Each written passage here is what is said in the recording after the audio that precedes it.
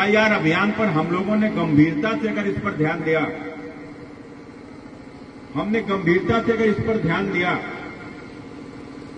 तो आप याद रखना, समाजवादी पार्टी दूरबीन लेकर भी ढूंढे नहीं मिलेगी।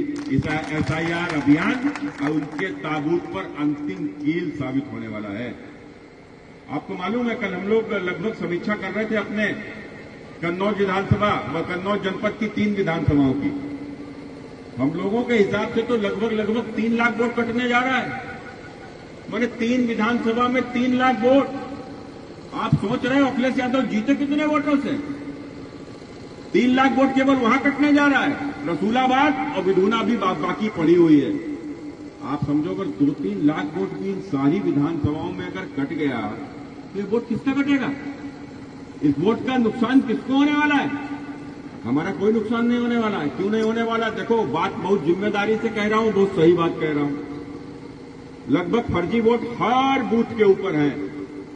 माने कोई मर गया होगा, बेटी की शादी हो गई होगी, कोई बाहर रहने चला गया होगा, लेकिन उसके बाद भी उसका वोट बना होगा।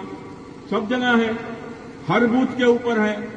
लेकिन आपको मालूम है क्या, जब वोट पड़ते हैं तो जिस बूथ पर भारतीय जनता पार्टी का वोट अधिकतम होता है, उसमें जब पूरी ताकत लगा देते हो तो पोलिंग परसेंटेज 55 और 60 पहुंचती है। बहुत पूरी ताकत लगा देते हो तब।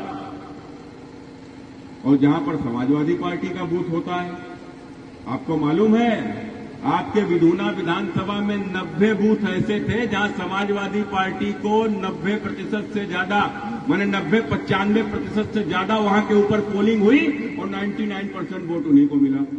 बताओ, संभव है क्या?